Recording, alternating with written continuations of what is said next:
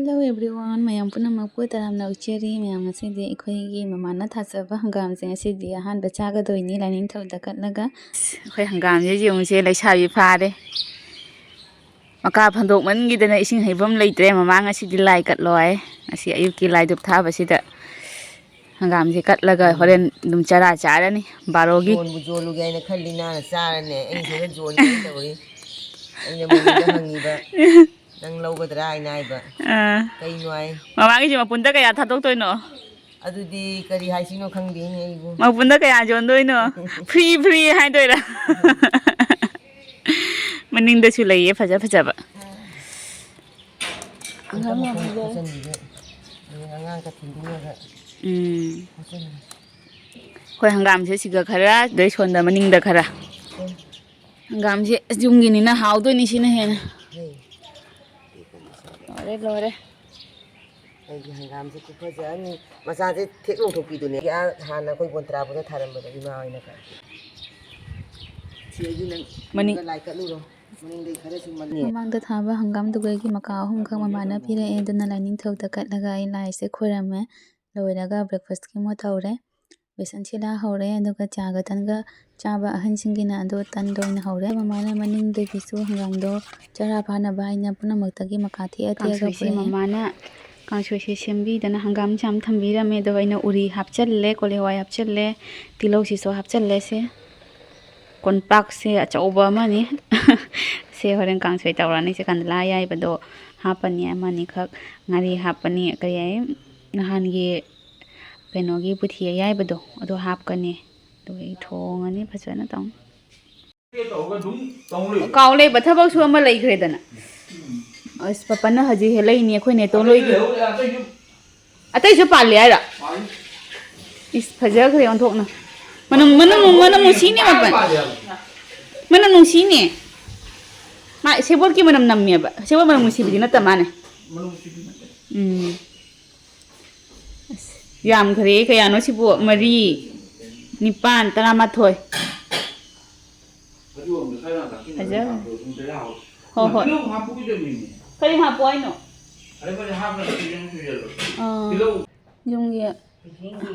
ꯌꯨꯝꯒꯤ ꯑꯊꯥꯕ ꯍꯪꯒꯥꯝꯅꯤ ꯍꯥꯎꯕ ꯂꯣꯏꯔꯅꯤ ꯁꯤ ꯅꯍꯥꯟꯉꯩ ꯅꯣꯏꯁꯤꯅ ꯍꯦꯟꯗꯣꯔꯦ ꯑꯣꯏꯔꯦꯍꯦ ꯀꯩꯅꯣꯗ ꯏꯁꯇꯦꯠ ꯕꯦꯡ ꯆꯠꯇꯣꯏꯅꯤ ꯑꯩ ꯅꯤꯐꯨ ꯖꯃꯥ ꯇꯧꯔꯨꯗꯣꯔꯤꯕ ꯍꯪꯒꯥꯝ ꯀꯥꯡꯁꯣꯏ ꯂꯣꯏꯔꯦ ꯁꯔꯦꯡ ꯃꯀꯣꯛ ꯄꯨꯔꯛꯑꯦ ꯍꯧꯖꯤꯛ ꯄꯨꯡ 11ꯁꯨ ꯇꯥꯔꯛꯇꯣꯔꯦ ꯁꯦ ꯊꯣꯡꯉꯒ ꯁꯦ ꯆꯥꯗꯣꯏꯅꯤ ꯍꯪꯒꯥꯝ ꯀꯥꯡꯁꯣꯏꯒ ꯁꯔꯦꯡ ꯊꯣꯡꯕꯁꯤꯒ ꯑꯃꯦꯠꯄꯤ ꯑꯃꯒ ꯇꯧꯅ ꯆꯥꯅꯤ ꯍꯥꯏ ꯅꯨꯡꯗꯥꯡꯒꯤꯁꯨ ꯊꯝꯗꯣꯏꯅꯦ ꯍꯥꯏ ꯁꯤꯁꯦ ꯁꯤꯒ ꯇꯥꯔꯦ ꯄꯨꯡ ꯀꯌꯥ ꯇꯥꯕ ꯈꯪꯗꯦ ꯀꯔꯤ ꯄꯨꯡ ꯀꯅꯥ ꯑꯂꯨꯒ ꯊꯣꯡꯗꯣꯏꯅꯤ ꯂꯣꯏꯔꯅꯤ ꯉꯁꯤ ꯆꯥꯛꯈꯨꯝꯗ ꯄꯨꯡ ꯀꯌꯥ ꯇꯥꯗꯣꯏꯕ ꯈꯪꯗꯦ ꯍꯧꯖꯤꯛꯀꯤꯗꯨꯅ ꯃꯊꯪ ꯆꯔꯥꯒꯤ ꯁꯤꯒ ꯂꯩꯔꯦ ꯍꯧꯖꯤꯛ ꯊꯣꯡꯗꯣꯏꯗꯨꯅ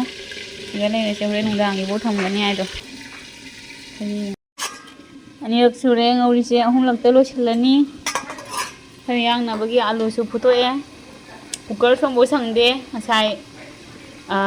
ꯆꯧꯕ꯭ꯔꯤꯅꯦ ꯀꯥꯡꯁꯣꯏꯅꯦ ꯀꯥꯡꯁꯣꯏ ꯃꯈꯜ 2ꯅꯦ ꯊꯣꯡꯕꯗ ꯀ꯭ꯋꯥꯁ ꯑꯃ ꯀꯥꯡꯁꯣꯏ ꯇꯧꯔꯦ ꯁꯅꯥꯒꯤ ꯑꯗꯩ ꯑꯩꯈꯣꯏꯒꯤ ꯍꯪꯒꯥꯝ ꯀꯥꯡꯁꯣꯏ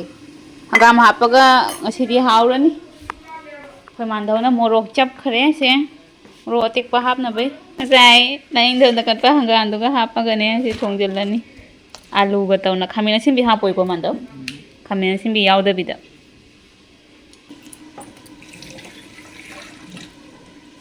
ꯗ꯭ꯔꯣꯞꯇꯣ ꯍꯥꯞꯄꯁꯤ ꯃꯥꯟꯗꯧ ꯗ꯭ꯔꯣꯞꯇꯣ ꯍꯥꯞꯄꯁꯤꯕ ꯃꯣꯔꯣꯛꯄꯨꯗꯤ ꯄꯥꯏꯗꯦ ꯇꯦꯖꯄꯇꯥꯅꯤ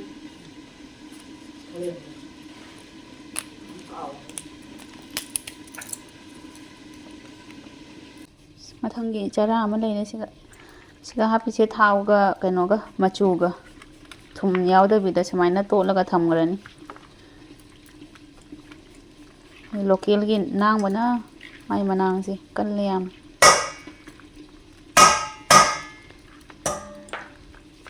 ꯃꯥꯟꯗꯣ ꯃꯀꯟ ꯐꯪꯅꯗꯦ ꯁꯤꯒ ꯁꯤ ꯃꯀꯟ ꯌꯥꯎꯗꯦ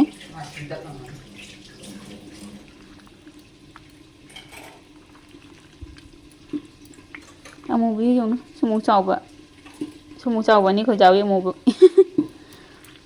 nga amatanggi makok la khangdi ni sijam jam sibu nga makhal nga ani gi makok la dadra mandau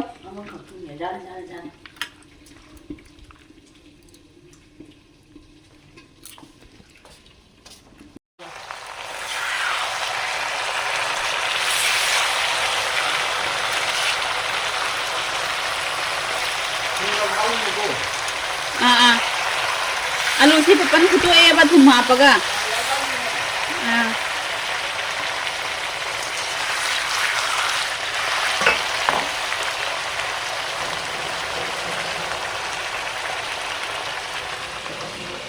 ngau bolore nga ti pasak phajare hajikna budi jame hajik khara charaga nungdhangi pura thammani ai si hinjang se nungdhangda alu ra kaino ma miet kani ai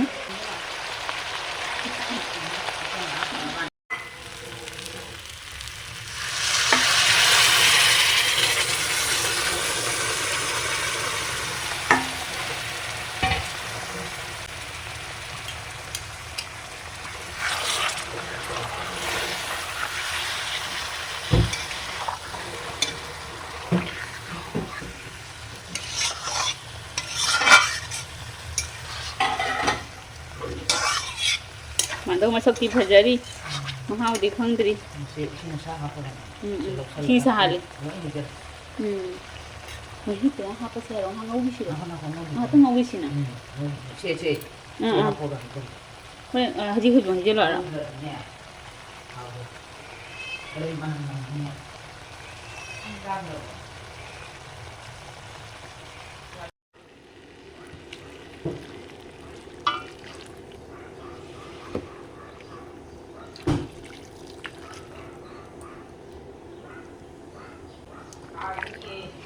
mandau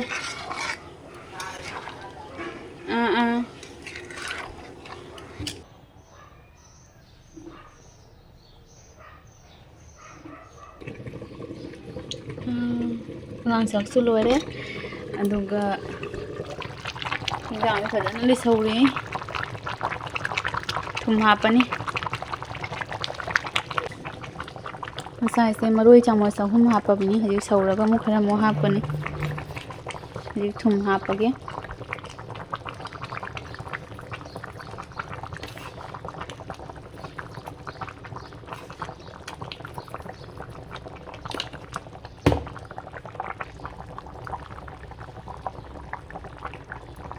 jira khara ga mo hape